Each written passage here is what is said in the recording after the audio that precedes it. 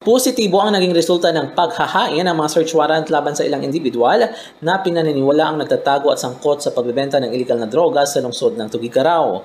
Batay sa datos ng Philippine Drug Enforcement Agency o PDEA Region 2, nagsagawa ng paghahain ng search warrant ang pinagsamang mga operatiba ng PDEA Region 2, Provincial Drug Enforcement Unit, Provincial Intel Unit, Provincial Mobile Force Unit ng Cagayan Police Provincial Office o CPPO, Tuguegarao City Police Station, Regional Drug Enforcement Unit ng Police Regional Office o PRO2, at 17th Infantry Battalion ng 5th Infantry Division ng Philippine Army sa tatlong magkakahiwalay na bahay sa Barangay Centro Gis, Tuguegarao City.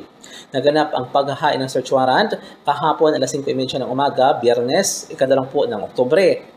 Unang nadakip at nakilala ang mga sospek na sina Abbas Jamla Rigaro at Johyber Pauntong Limpaw at nahuli sa pag-iingat na ito ang 24 na piraso ng heat-sealed transparent plastic sachet na naglalaman ng hinihinalang shabu. Tumitimbang ang naturang kontrabando ng 155 grams at nagkakahalaga ang naturang droga ng 1,007,500 pesos.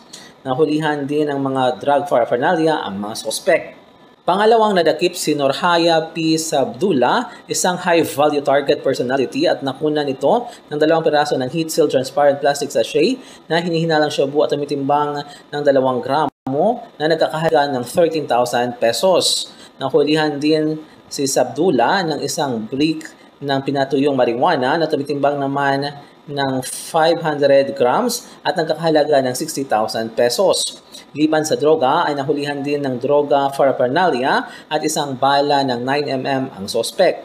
Sa ikatlong bahay, nahulihan ng 3 maliliit na supot ng heat-sealed transparent plastic sachet na naglalaman ng hininalang shabu at tumitimbang ng 70 grams at nagkakahalaga ng 476,000 pesos. Sina Ryan Jamla Rigaro, isang high-value drug personality, at Muhammad Yuhab Rigaro na nakatakas na sa ikinasang operasyon, ngunit patuloy siyang pinaghahanap ng mga otoridad. Samantala, ng pag-imbintaryo ay sinaksihan ng representante ng Department of Justice o DOJ at mga barangay kagawad ng Centro Gis na sina Kagawad Bajul Arugay Karag, Kagawad Jaivin Litan Arugay, at Kagawad Akmali Makabangkit Amerol. Maharap naman ang mga sospek sa kasong paglabag sa RA 9165 o Comprehensive Dangerous Drugs Act of 2002. Mula dito sa Cagayan, MJ De La Cruz para sa Radyo Alternatibo, Balita Nationwide.